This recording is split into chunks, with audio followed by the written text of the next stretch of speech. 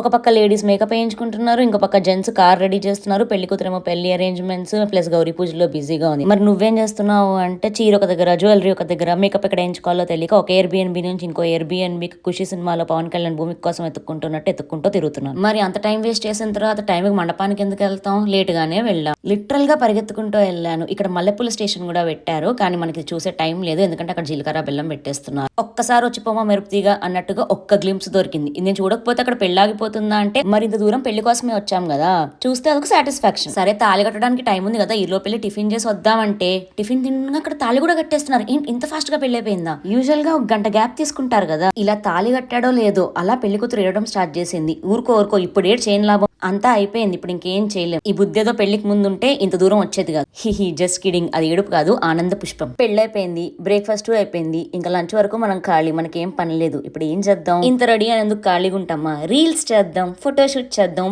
ఇక్కడ వీళ్ళు ఏదో తలంబ్రాలు గేమ్ ఆడుకుంటున్నారు, వీళ్ళని వెళ్ళి ఎంకరేజ్ చేద్దాం.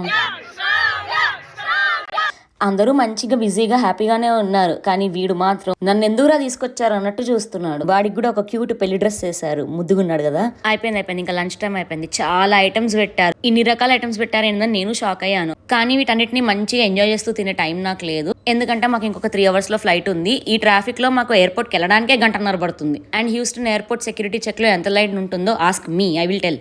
నాకు తెలుసు హాల్ నుంచి మళ్ళీ తిరిగి రూమ్కి వెళ్ళి బ్యాగ్ సర్దుకునే టైం ఉండదని, అందుకే నేను చాలా తెలివిగా బ్యాగ్ తో పాటు మండపానికి వచ్చేసా. ఇంకా హడావిడిగా బ్యాగ్ సర్దేసుకుని లిటరల్ గా ఫుడ్ నోట్లో కుక్కేసుకుని ఒరే ఆజాము లగెత్తరో అనుకుంటూ పరిగెత్తుకుంటూ ఎయిర్పోర్ట్కి వెళ్ళిపోయా. ఎయిర్పోర్ట్కి వెళ్ళాక చూస్తే సెక్యూరిటీ చెక్లు అసలు లైనే లేదు, చాలా ఖాళీగా ఉంది. 1 గంట సేపు ఎయిర్పోర్ట్ లో టైం పాస్ చేసాం. ఈ విషయం ముందే తెలుసుంటే ప్రశాంతంగా కూర్చొని తినేదాన్ని కదా. అట్లనుకుంటే ఇట్లయితది, ఇట్లనుకుంటే అట్లయితది. Bye bye Houston.